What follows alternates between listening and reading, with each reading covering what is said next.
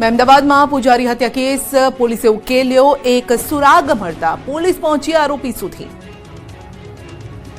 મહેમદાબાદમાં વાત્રક નદી કાંઠે આવેલા હનુમાનજી મંદિરના પૂજારીની 6 દિવસ અગાઉ થયેલી ઘાતકી હત્યાકાંડમાં આરોપીને પકડી લેવાયો છે।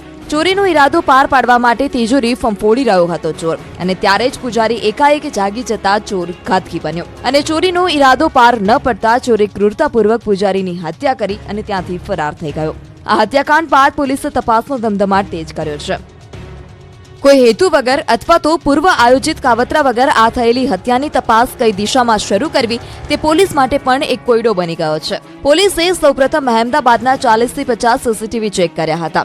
આટલું જ નહીં, બનાવ પહેલા મહેમદાબાદથી બહાર ગયેલા લોકો અને રિક્ષાઓના ડ્રાઈવરો સહિત લગભગ 2000 વ્યક્તિઓને શંકાના દાયરામાં લઈ તપાસ કરાઈ હતી। તેમ છતાં કોઈ સુરાગ ન મળ્યો। જોકે પોલીસે તપાસ શરૂ રાખતા એક કડી મળી।